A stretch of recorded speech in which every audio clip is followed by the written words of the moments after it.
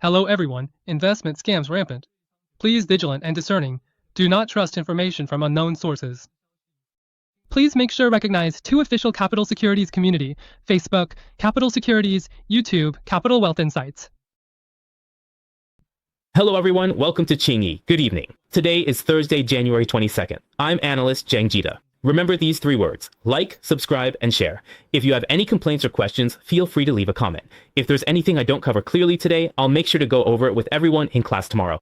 The weather is extremely cold today all across the north, central, and south. Some people say the weather in Kaohsiung seems pretty good, but I'm in Taipei right now. In Taipei, it's been dry and cold for the past couple of days, but today it's raining, so it's really tough, both rainy and cold. So everyone, make sure to keep warm. This cold snap is expected to last until Saturday before it might warm up a bit, so we still have about a day or two to go. Please take good care of yourselves because a lot of people are catching colds during this period. No matter where you live, north, central, or south, remember to take care of your health and dress warmly. All right, everyone, good evening. Hello to everyone online. Hello to Hui Juan, and also to Yu Lunga, who's flying, and Anna Ya, as well as Alice Fu. Also, good evening to Mei Dai Tsujia, and who else is here? Hey, hello, Kipao Shui, and also Louis Ang. Louis Yang, hello. Trump really is heaven sent to collect all the worlds. Well, that's not wrong. Anyway, things keep changing. The meaning keeps changing. Every day it's something new. Also, Hector Hecker, good evening. Kipao Shui, good evening. And hey, who's this? Nielsen Chain? Is that Nielsen? Is Nielsen a new student? Good evening. Hello. And good evening to the staff as well. All right, now that we've greeted everyone. Oh, and Faye is also online. Okay, great. So let's get started. First, let's take a look at today's investment highlights. There are a lot of economic data releases tonight. Even though some of these data points are a bit outdated, they still have enough impact on the market. Overall, the most important data this week will be released today and tomorrow, so everyone should pay special attention and take that into consideration. All right, let's look at the first investment highlight, the increasingly fast taco. So what does taco refer to? Taco means that Trump always chickens out. Whenever Trump faces a problem, he backs down at the last minute. At first, he acts really tough, but then he quickly softens up. So it's like opening high and closing low. So the market expects that Trump is once again showing this so-called taco behavior, especially as issues are heating up, like the tariffs on Greenland. Honestly, his taco speed is increasing as we get closer to the midterm elections at the end of this year. Whether it's the tariff war or disputes with other countries, as soon as things get complicated, as soon as the stock market takes a big hit, as soon as inflation rises, or as soon as there's a significant correction in the stock, bond, or currency markets, Trump will quickly pull out a tactic. So in this kind of situation, I think as we get closer and closer to the election, this will become more and more obvious. Today, I want to give everyone an update about the Greenland issue. Since yesterday, it's been a huge topic of heated debate. One moment Trump says he wants to use force to take Greenland, the next he says he wants to impose tariffs on 8 European countries. But after just one night, everything has been reversed. So what are the key points in this reversal that we should pay special attention to? That's what we need to watch closely. In addition, regarding the Federal Reserve, there's the case of Lisa Cook. The Supreme Court is currently reviewing whether the real estate fraud case involving Lisa Cook can be established. At the moment, it looks like the chances of it being established are very slim. If that's the case, what impact will this have on the Fed's monetary policy? And how will it affect the balance between the doves and the hawks? Also, how much uncertainty does Trump's involvement in the Fed introduce? Today, we'll also talk about the Lisa Cook issue. As for the financial side, what does old Huang's 50% cake refer to? NVIDIA CEO Jensen Huang mentioned that this year's World Economic Forum in Davos, Switzerland, that there is currently no bubble in AI. He said there's no bubble because, aside from the fact that AI is still experiencing rapid and robust growth, he also talked about the 50% cake in AI development. So what exactly does this 50% cake refer to? If you can grasp and understand this 50%, you'll actually gain some foresight into the development of various stocks and industry trends. So today, we'll also talk with everyone about what makes up this 50%. In addition, there's Buffett's love-hate relationship with the stock Kraft Heinz. Yesterday, we mentioned on this program that Kraft Heinz saw a sharp drop in pre-market trading in the US. The main reason for this plunge was rumors that Buffett might be planning to sell his stake in Kraft Heinz. If he completely sells off everything, what kind of problems might arise? Why does Buffett's love-hate relationship have to do with Kraft Heinz? So tonight, on the evening show, I'll be talking with everyone about these related topics and tracking some economic data as well. All right, good evening, everyone. So who is this? Banana Shang, good evening to you too, and also Caesar. And who is this? Mary Hua? Yes, Mary Hua. Good evening, Mary Hua. Good evening. Actually, as I get older, I've noticed this. Sometimes I use two computers, one for slides and another for the message board. But as the text seems to get smaller, I realize that from writing so many reports, my nearsightedness is just getting worse. Or maybe you've experienced this. Your nearsightedness worsens, so you wear glasses. But then, looking at your phone, you realize you're also getting farsighted. It's presbyopia. It's frustrating. Sometimes I see messages clearly for a moment, then suddenly I can't see them at all. SPEQ. Good evening. Welcome, new friends. Previewing the economic data. At 9:30, U.S. employment figures are due. Previous employment was 198,000, with a forecast of 210,000. The number of continuing claims is 1.884 million, and it's expected to rise slightly to 1.9 million. Actually, when it comes to the number of people employed and the number of continuing claims, you can see that over the past several months, the number of people employed has been fluctuating between about 200,000 and 230,000. So right now, what we're looking at is whether the numbers are above or below expectations. By looking at it this way, you can tell from these weekly high-frequency data whether the overall market is relatively steady or experiencing a more significant decline. It's actually pretty clear to see. Currently, the overall trend in the job market, whether it's attendance or the number of job openings, at most just tells us that the job market is cooling down a bit. But if you're asking whether it's turned into a massive wave of layoffs or a recession heading toward an economic collapse, that's not the case. It's just that if the number of initial jobless claims, that is, people applying for unemployment benefits for the first time, is a bit higher than expected, then the market will interpret it as the Fed possibly taking action. Why would the Fed speed up rate cuts? Because the job market is getting even weaker. Okay, so on the flip side, if you see this data and find that the numbers coming out tonight are lower than the market's expectations, lower than 210,000, it means the job market might not be as bad as everyone thought, and the number of people working is still holding up. In that case, the Fed's urgency and tendency to cut rates won't be as strong. So at 9:30, we'll take a closer look together. Also at 9:30, the initial estimate for the annualized GDP growth rate for the third quarter in the US will be released. So the previous and expected value is 4.3%.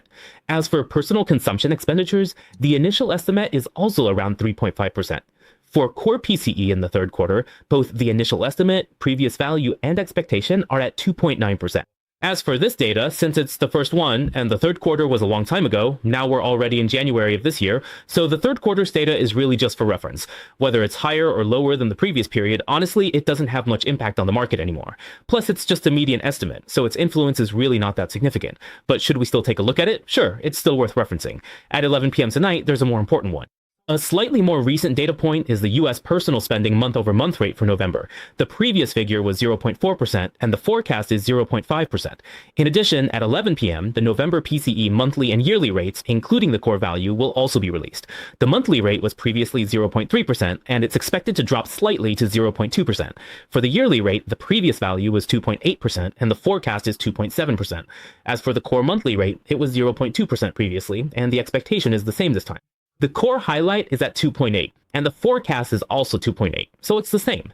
Just a reminder to everyone, when we're looking at these data points, always remember to use a simple rule of thumb for the annual rate. The annual rate means comparing this year to the same period last year. So for example, comparing November's data to last November. This is called the annual growth rate or annual decline rate. The annual rate is usually a bit more important and more meaningful than the monthly rate. The monthly rate just compares to the previous month, while the annual rate compares to the same period last year. So the annual rate data often has a bigger impact than the monthly rate. Now, about the core value. Core value matters more than non-core. It excludes volatile energy and food prices, leaving the essential trend. Thus, the core annual rate is the key metric. Remember, annual beats monthly, and core beats non-core. This rule helps you interpret most economic data. All right, why nighty, good night. Also, someone said, hey, Dada, level 4, good night. And Melissa, good evening to you too. And Zero Number, is that your name? Good evening. Tonight, Trump is my idol detective. Yeah, I really admire Trump a lot. So remember to join Trump Investment Advisor's social platform. What's it called again? Yeah, it's called Social, right? He often posts on that platform, and what he posts is always the latest, most up-to-date news. Because Trump is someone who really loves the spotlight, whenever he has any achievements, makes any moves, or wants to announce a policy, before he says anything, he doesn't care whether the House of Representatives, the Senate, or Congress needs to approve it. He just doesn't care. He's got that outspoken personality. He just posts first and talks later, leaves a comment first and deals with the rest afterward. So very often, Trump uses that Truth Social platform to share his latest thoughts and what he wants to do in the future. Honestly, for investment advisors around the world, you don't even need to look anywhere else.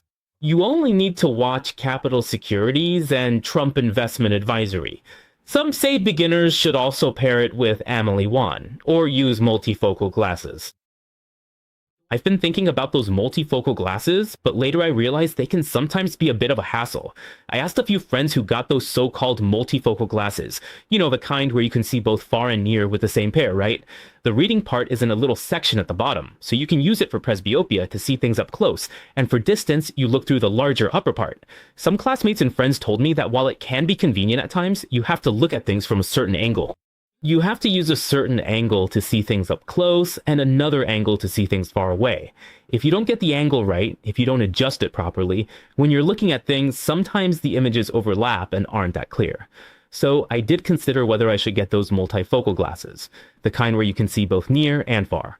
But in the end, I thought, forget it. I mean, right now for me, I have a bunch of glasses on my desk at work too. I've bought about 3 or 4 pairs. So when it comes to glasses, you could say I'm financially free. I have ones for seeing far, ones for seeing up close, ones for biking, and ones for nighttime. Basically, I have a lot. And honestly, it's a hassle. So as everyone knows, you really need to take care of your eyes. While you're watching the market, remember to protect your eyes too. Now, aside from looking at economic data, of course, it's important to keep a close eye on the positions of investment officials. Whether it's Trump statements or comments from officials in other countries, they're always very important. First, let me talk about Lisa Cook. Not Tim Cook. Tim Cook is the CEO of Apple. Lisa Cook is one of the governors of the Federal Reserve. So Lisa Cook, last year, I can't remember exactly which month, maybe September or October, around that time, Trump kept trying to replace him, right? He claimed there was some real estate loan fraud case and wanted to prosecute him. Then the U.S. Supreme Court, the Supreme Court Justice, said that right now, these unverified accusations of fraud against Cook don't seem very appropriate. He thinks that accusing him of this might affect the independence of the Federal Reserve and could impact the stability of the financial markets. So they might reject Trump's lawsuit to remove Cook. Anyway, I think in the short term, Cook probably won't be replaced. He probably won't be replaced. And because he won't be replaced, the market starts to think, wow, so he's not going to be replaced. So Trump's more dovish people won't be brought in so quickly. But does that mean that just because he's not being replaced, the Fed's independence is really, really strong, truly independent? Not really, because before May, everyone was just watching the timing. Basically, before the end of May this year, once Fed Chair Powell steps down, a lot of the officials appointed within the Fed, let's say the people placed there, the different factions and so on, will gradually become almost all Trump's people. Everyone will start to intervene heavily in the Fed's monetary policy. First, independence means Cook won't be replaced quickly, as the Supreme Court will likely dismiss such a lawsuit. Second, how long will this last? Probably until May. After May, independence will gradually fade. So after May, it's possible that the Federal Reserve will start implementing more accommodative monetary policies, and rate cuts will be something we can look forward to. But before May, most officials will still take a wait-and-see approach, leaning toward keeping interest rates unchanged. The current situation hasn't changed. So that's a brief supplement regarding the Supreme Court for everyone. Now, moving on to another point. Benson, this is related to the US-China trade war. Today, Benson actually gave strong praise to China. What did he praise China for? He praised China for fulfilling its commitment to purchase American soybeans. Originally, the agreement was to buy 12 million tons of soybeans by January 2026, and he said China has already completed that. Looking ahead, for the next 3 years, China will purchase 25 million tons of soybeans each year, every year 25 million tons. He said that going forward, China is also expected to take this seriously and follow through on its commitments. In addition, something quite important for the tech industry, especially for the electronics sector and chip development, is a material called rare earths. He also mentioned that after the US-China agreement, the supply rate of rare earths from China to the US has been addressed. The fulfillment rate has reached over 90%, so he said this is quite satisfactory. So you can imagine that as long as there is positive interaction in the US-China trade war, the impact on the stock market will generally be positive, because people won't have to worry about things like material shortages or similar issues. With the US-China trade war, there could be uncertainties, like tariffs being raised again, and so on. So what Besant said today actually shows that before the US midterm elections at the end of this year, the interactions between the US and China are likely to lean toward more positive exchanges. Focus on positive exchanges. Thanks to Trump investment advisory, buying opportunities have increased. QZ Social is the correct platform, as Hector noted. Now let's examine government bond yields. Of course, it's staying around 4.24, and the terminal rate is holding at 3.18. Anyway, sometimes it goes up a bit, sometimes it drops back down, it all depends. Like a couple of days ago, there was that thing with Greenland. So Greenland, right, maybe like Denmark's pension fund was thinking about selling all its US bonds, but it's just about $100 million. Really just a drop in the bucket, not much impact at all. And then there was talk about imposing tariffs, right? Imposing tariffs on the EU and the US. This whole thing with the 8 European countries made the market worry that there might be talk of selling off the dollar, selling US assets, or selling off US bonds, and so on, which caused the 10-year Treasury yield to fluctuate up and down. But when Trump spoke up again, you noticed that both the yield and the terminal rate pulled back again. In short, it just goes up and down with Trump's remarks, rising and falling. As for the number of rate cuts today, it dropped to 1.8 times. Like I mentioned earlier, why did it go from about 2 times to a slight decrease to 1.8 times? Honestly, the impact isn't that significant. It's because, as I just said, Cook Chris might not actually be replaced or removed. So what does that mean? It just makes things, let's say, a bit more... The number representing the dovish stance among officials, well, if you lose one that's more dovish, that value will naturally go down. That's basically it. So with things holding at about 1.8, I think it's still fine. Looking at the whole year, we can probably still expect there to be room for 2 rate cuts. Yeah, 2 rate cuts are still possible. All right, good evening. Question 2051. As for the US dollar index, there really hasn't been much volatility today. It's basically just hovering around the 50-day and 200-day moving averages, moving back and forth, but the impact isn't significant. The main thing is the geopolitical risk. Anyway, with this Trump taco situation, everyone needs to remember one thing. Yesterday on the show, we mentioned to everyone that, for example, UBS Securities and basically the whole world are looking to move all US goods and assets. It's pretty much impossible to sell everything off because the US stock market and US bonds have the greatest liquidity and the largest market database. So for many central banks, many countries, many institutional investors, and many companies, if they really want to invest in global funds, global stocks, or global bonds, honestly, the first thing that comes to mind as the most stable is still the US related markets and related products. There's just no way you can completely and gradually eliminate them. As for the whole taco thing, just remember it as it is.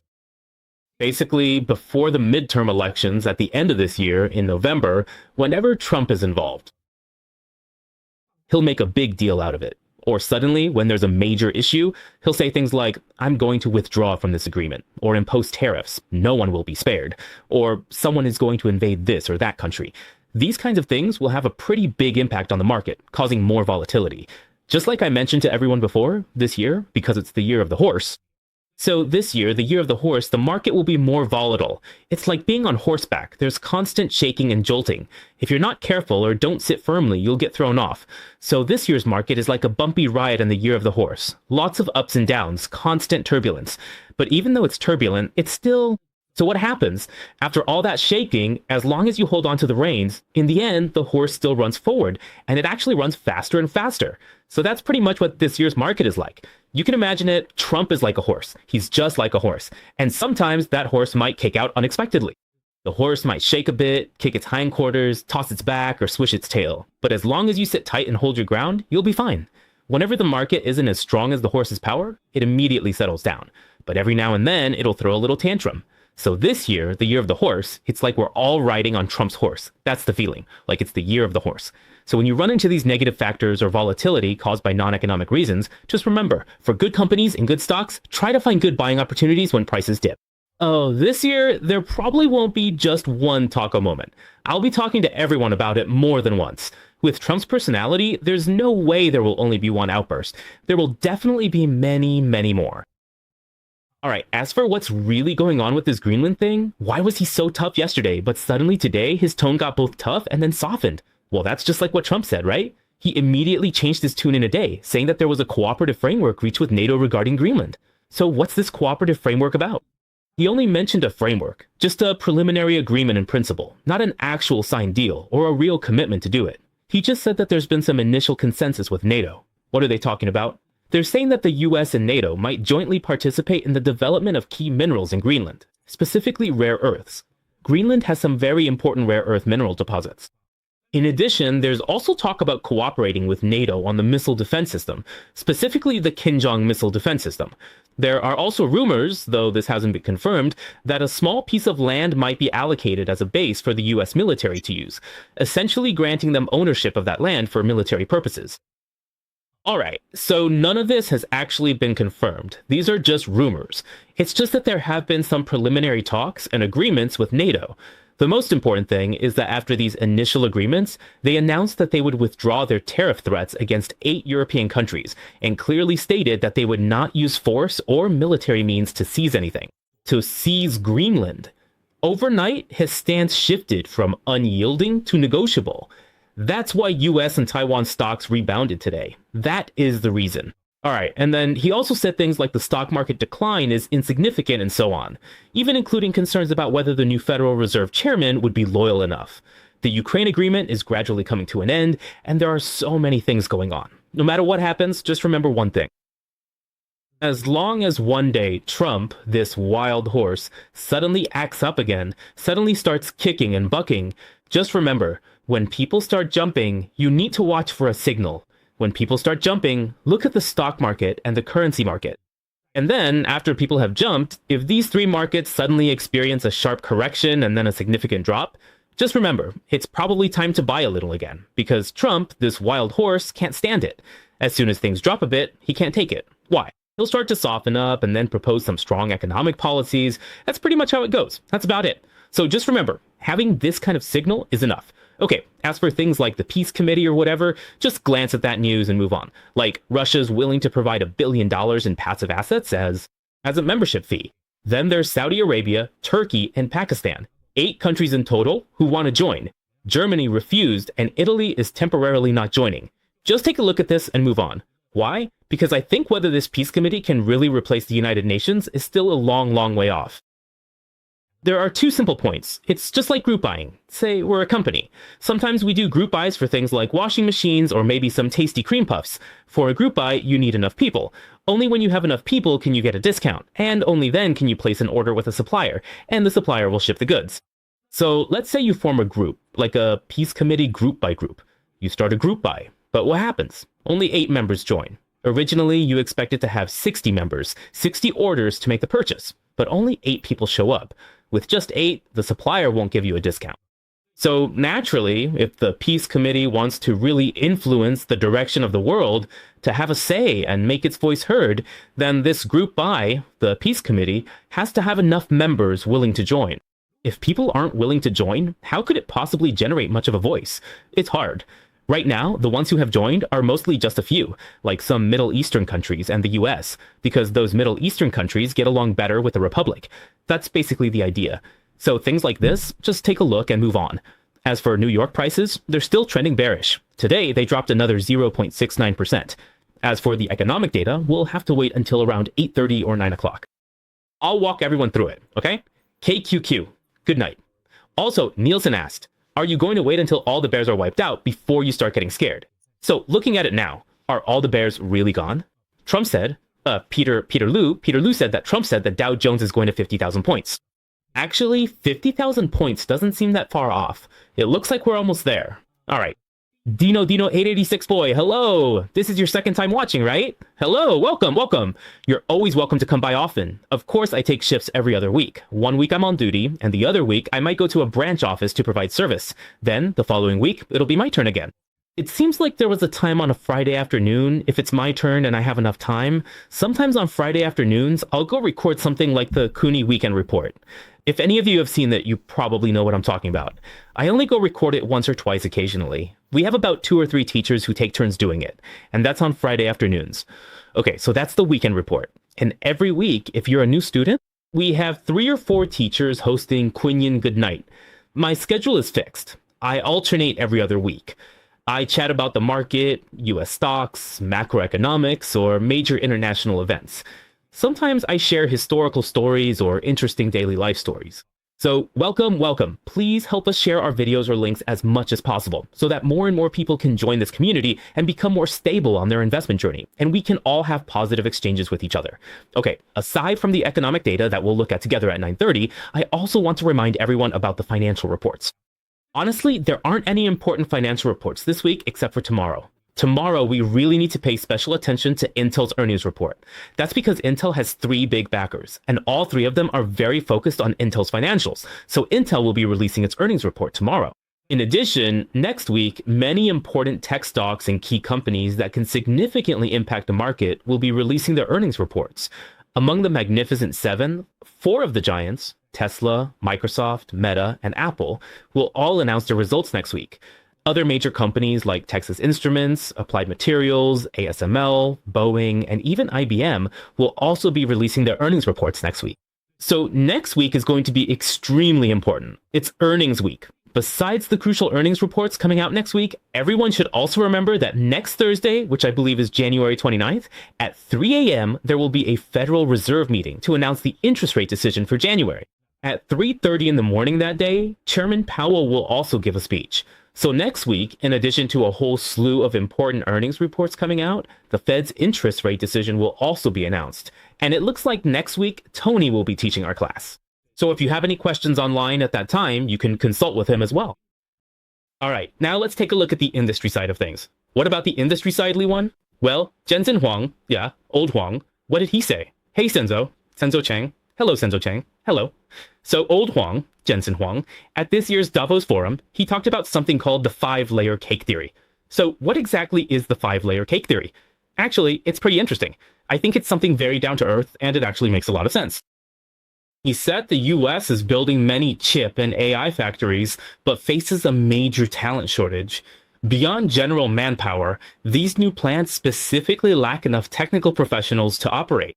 Blue-collar workers or laborers, there are certain skills like plumbers, electricians, construction workers, architects. These are all very important. He said that during the process of building these AI factories, at the initial stage, they really need these strong helpers because these people are essential. It's not very likely that robots will do this work. The technology just isn't there yet. For now, it's still done by humans. He said the annual salary could reach 6 figures in US dollars, hundreds of thousands of dollars a year. So if you convert that to new Taiwan dollars, yeah, that's probably around 3 to 5 million new Taiwan dollars, give or take. In the US, that's definitely possible. The US is very technology driven, and there's a real demand for this kind of technical expertise. Now, you might ask, does Taiwan have a shortage of this kind of talent? Actually, there's a lot of it in Taiwan too. If in the future AI develops really well, like ChatGPT, Gemini, or Anthropic, when it comes to using AI for conversations, you can ask it a lot of questions, and that's totally fine. But when your toilet at home gets clogged, or your pipes burst, or your motor stops working, or the lights go out, who are you going to call? You still have to get a plumber or an electrician to fix it, right? You can't really fix it yourself, can you?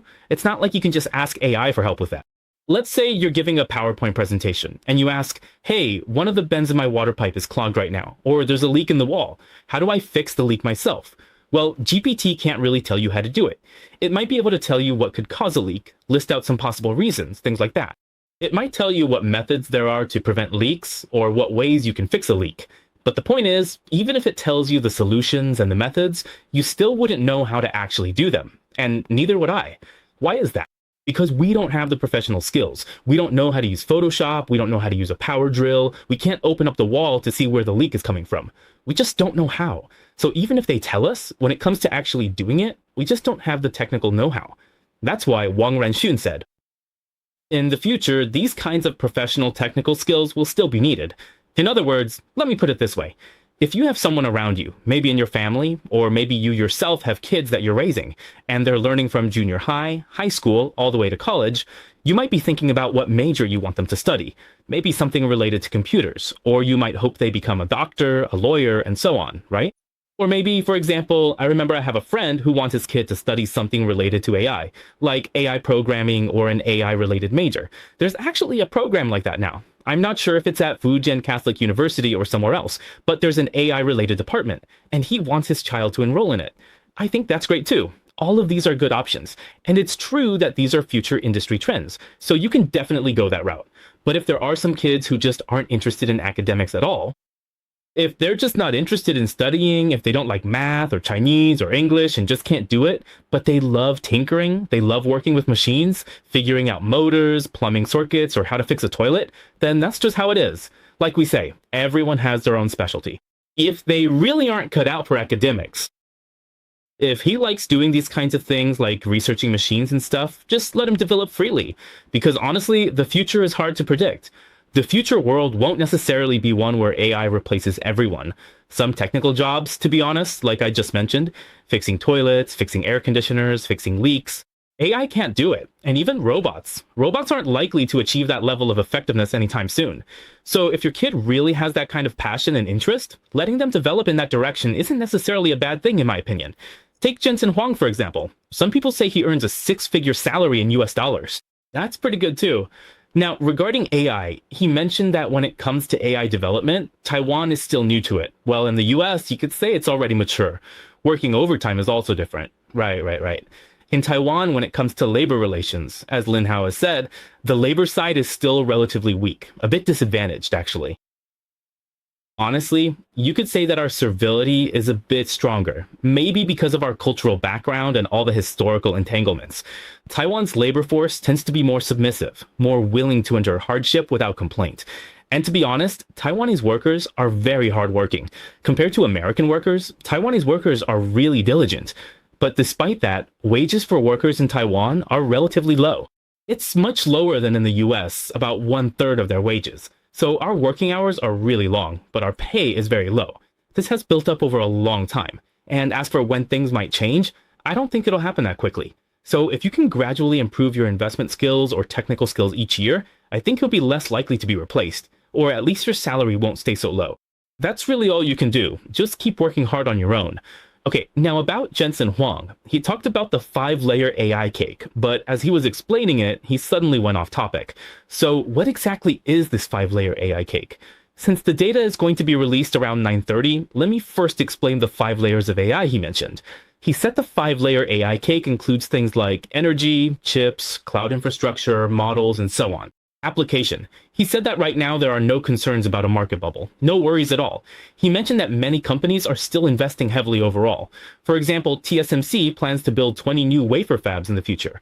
And then companies like Foxconn or Hanhai are also working with him. Companies like Zkong or Wistron are also planning to build 30 more new computer and computing-related factories. Micron, which specializes in HBM, high bandwidth memory, HBM3, HBM4, they're also ramping up their investments. So he believes that the current growth of AI is still incredible, with demand still outpacing supply, and there is no so-called AI bubble. Now, regarding the 50% AI cake he mentioned, I think we should keep that in mind. Of course, since he was responding as a CEO, he would naturally say that AI development is absolutely not slowing down, and there are no concerns about an AI bubble. It's only reasonable and understandable that he would say that. But what did he say? When it comes to the 50% AI cake, you have to remember the first layer, which includes things like energy. You need energy, right? Only with energy and electricity can you actually run things. So energy is very important. It's the most fundamental infrastructure. Next, the quality of chips matters, like AMD chips, NVIDIA chips, or even advanced process chips from TSMC, Intel, Samsung, and so on. You need high-end chips for advanced AI to function. So chips are the second crucial layer. So the first layer is that you need electricity. You need power, you need electrical energy to make things work. The second layer is having good chips, quality chips. Then, once you have good chips, good GPUs, and good CPUs, and you can produce all of these, what do you do next? You use them in related cloud infrastructure.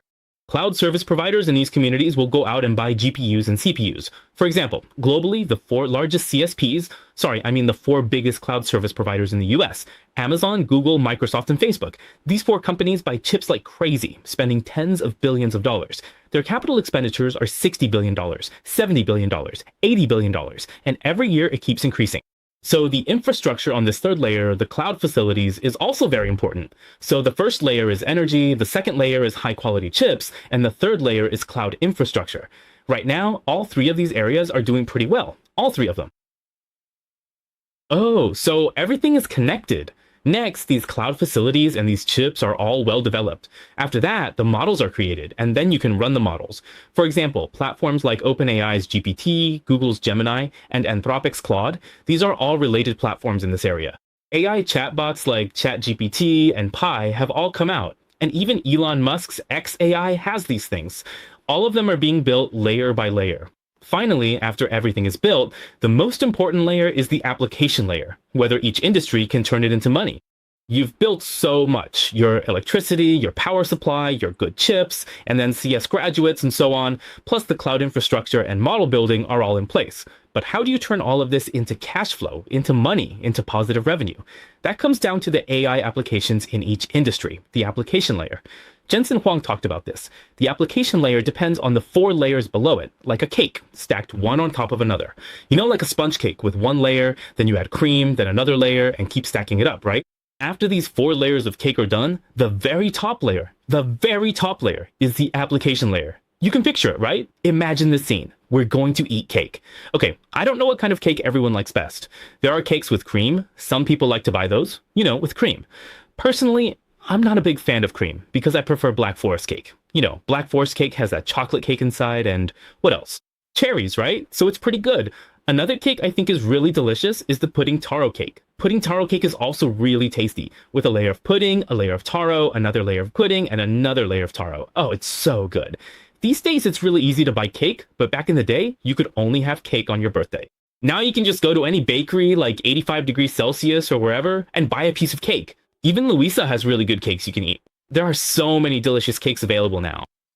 So think about it. A cake is usually stacked in about 5 layers. There's bread, there's this and that, there's cream, or like I just mentioned, there might be taro or pudding. These 5 layers are stacked up, and the very top layer, why does Huang Renshang say that the top layer, the application layer, is the most important? Because honestly, the top layer is the most beautiful. The very top layer is the most beautiful.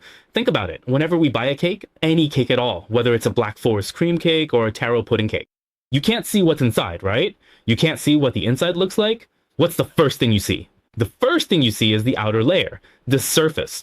Maybe they put strawberries, peaches, cherries on it, sometimes chocolate shavings, and some even add ribbons or a little Christmas tree, making it all sparkly and really beautiful. This beautiful decoration is what makes customers willing to pay for it, willing to buy it. They'll say, I'm willing to spend 500 yuan on this cake, or even 5,000 yuan on this cake. All right, so the outermost layer, the application layer, needs to look beautiful. This application layer is very important because it determines whether the businesses working on the 4 layers below can ultimately make money. So it's like stacking layer upon layer. And in the end, you put this top layer on.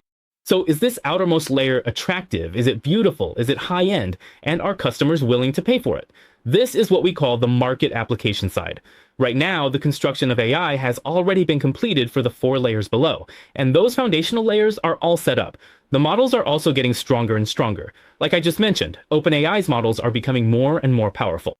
Now, when it comes to the application side, the question is how to popularize it in the future and how to actually enable different industries to make a lot of money from it and get consumers willing to pay for it. Right now, that hasn't happened yet. It hasn't been achieved yet.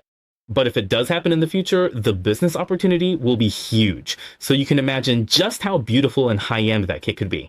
People will be willing to spend a lot of money to buy it. That is, we as consumers will be willing to pay for these kinds of AI models to use them. In the future world, Jensen Huang describes AI as a 5-layer cake. By identifying which companies work on each layer or develop the next, you can better understand the industry's direction. Keep the AI cake theory in mind to identify high-growth companies. Now, let's look at the stock price. It's the same story. NVIDIA's stock price has been fluctuating and consolidating over the past 6 months. During this fluctuation, as long as the price stays above this blue neckline, don't worry. With prices hovering near monthly and quarterly averages, simply buy on dips. Sell high and buy low. If it drops, buy again. If it rises, remember to sell a bit. Right now, it's just consolidating and moving sideways. So as long as it doesn't break below this blue neckline, there's really nothing to worry about. So this is an update regarding NVIDIA and Jensen Huang, as well as some additional information about the industry's development for everyone. All right, let's take a look at the economic data. What about before a child is born?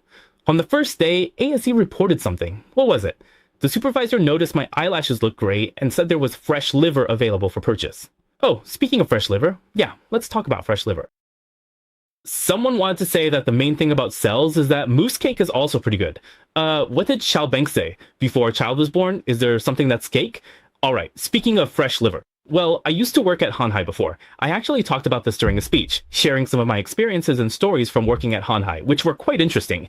Hanhai is commonly known as the Foxconn factory. So when we joined back then, The supervisor told us something. Basically, on the first day of training, he said to us, when you come to the company, you basically have a fresh liver, right? But it's not just a fresh liver. You also have fresh brains, fresh eyes, your eyesight is good, and fresh kidneys. Being busy often leads to staying up late or skipping bathroom breaks, damaging your liver. Your kidneys suffer too when you hold urine during meetings or while finishing reports. It is easy to neglect these needs when work gets intense.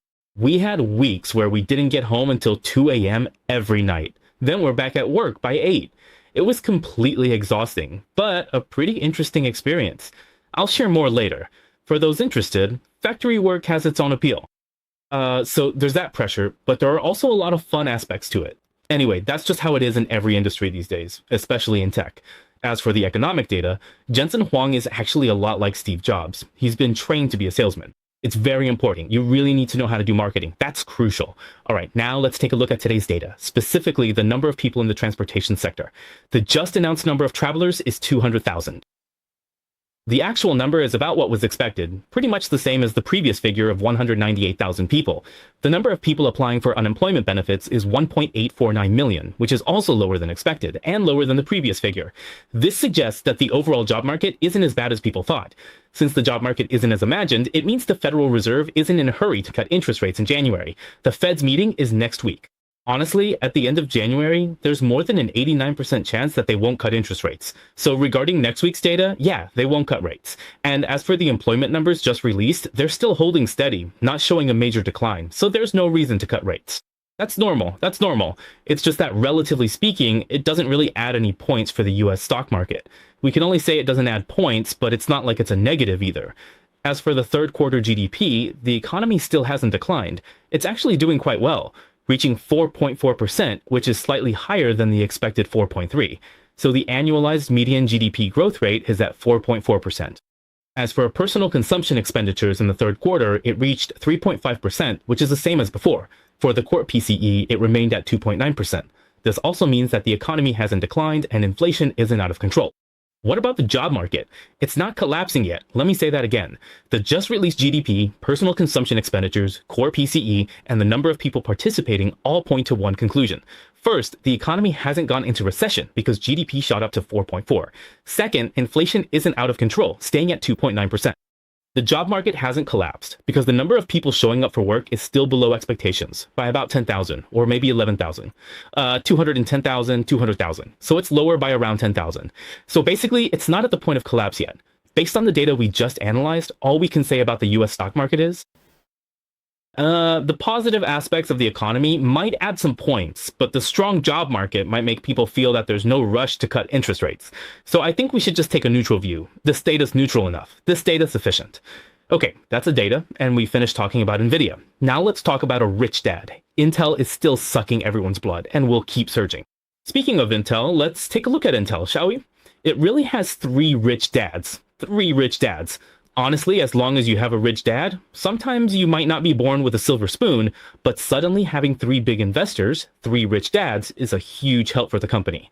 So Intel's three rich dads are, first, the US government, second, Japan's SoftBank, and third, Jensen Huang's NVIDIA. Those are the three.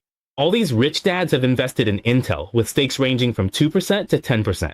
And today, there's another big piece of news about Intel.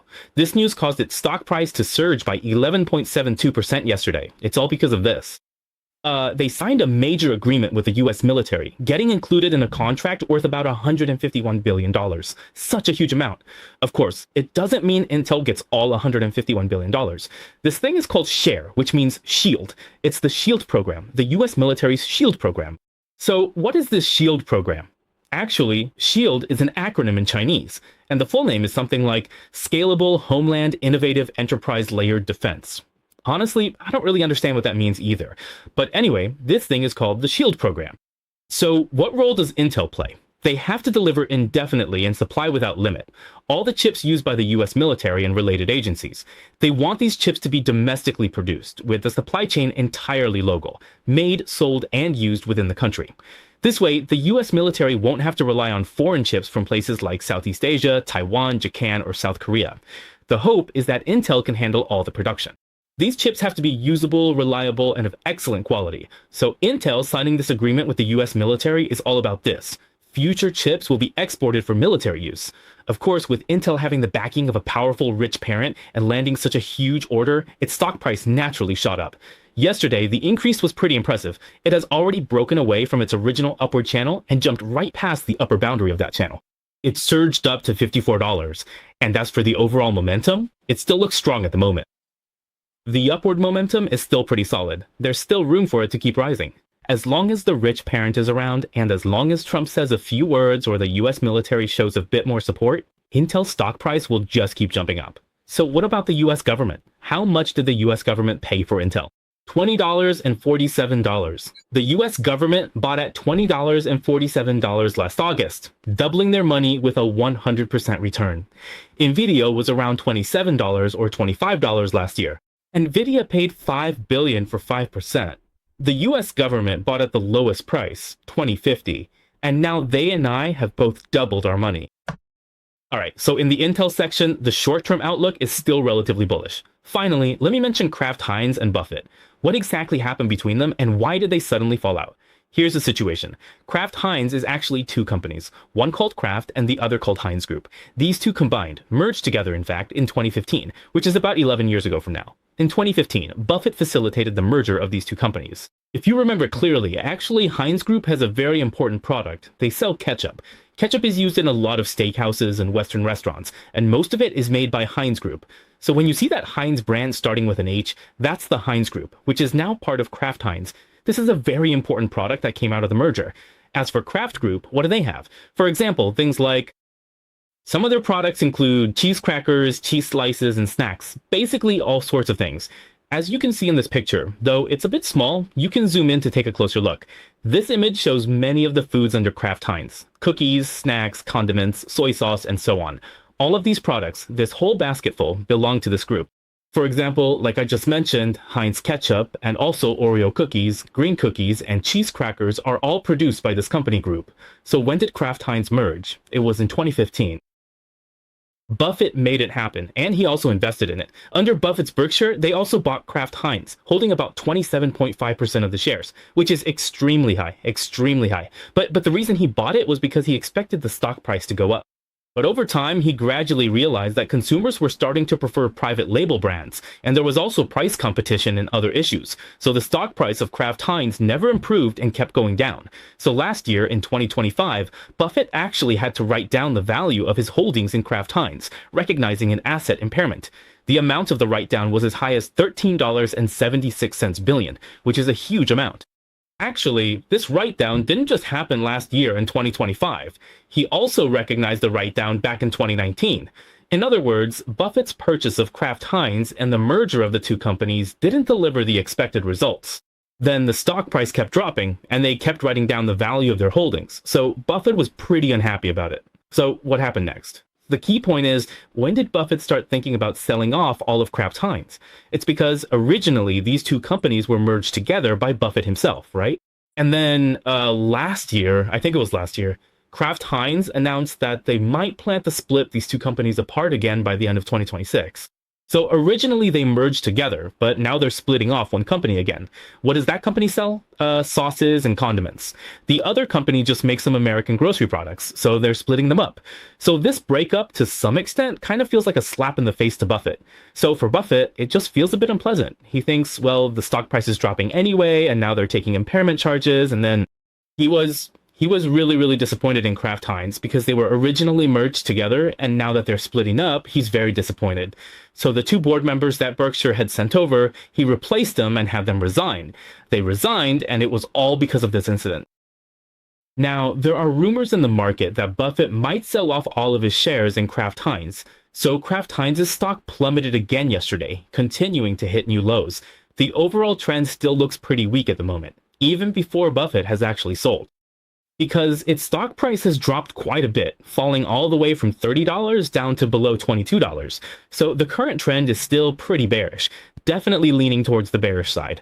As for what the stock symbols of the two companies will be if they really split up by the end of 2026, and whether their future development will be better, we just don't know yet. So let's just keep watching and see what happens. But it's pretty clear. What about Buffett?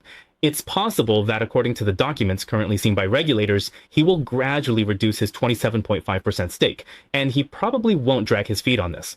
However, this reduction might not necessarily happen in the stock market. It might be done in a more discreet way. Maybe he'll negotiate with certain investment institutions and directly transfer the shares through a private deal. Because if he sells directly on the stock market, it could cause an even more severe market crash. So maybe he'll use an agreement-based method to transfer the shares. That's just a quick update for everyone about Kraft Heinz's stock in this news.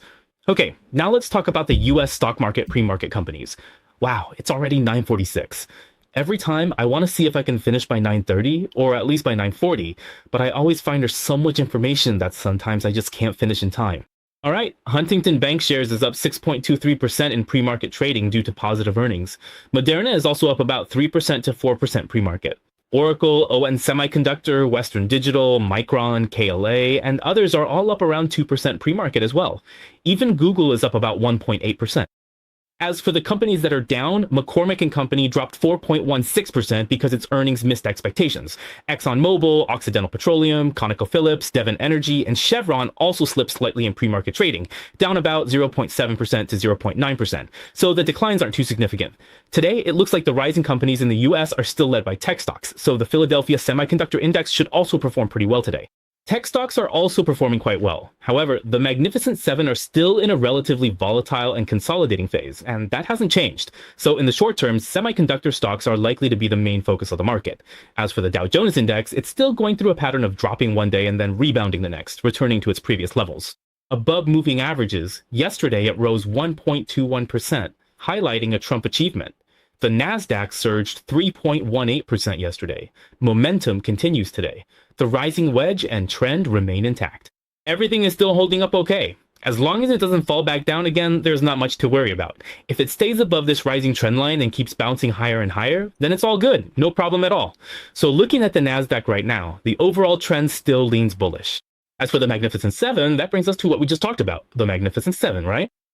In the short term, things are looking a bit choppy, and it's more of a consolidation phase. So just let it rest and finish consolidating for now. Looking ahead, whether it's the midterm elections at the end of this year, or the need for these big companies to merge and take the lead in developing AI, these giants still have to come together and serve as confidence indicators. If we can wait for them to perform, that's great. But in the short term, the sector indices are a bit messy and lukewarm.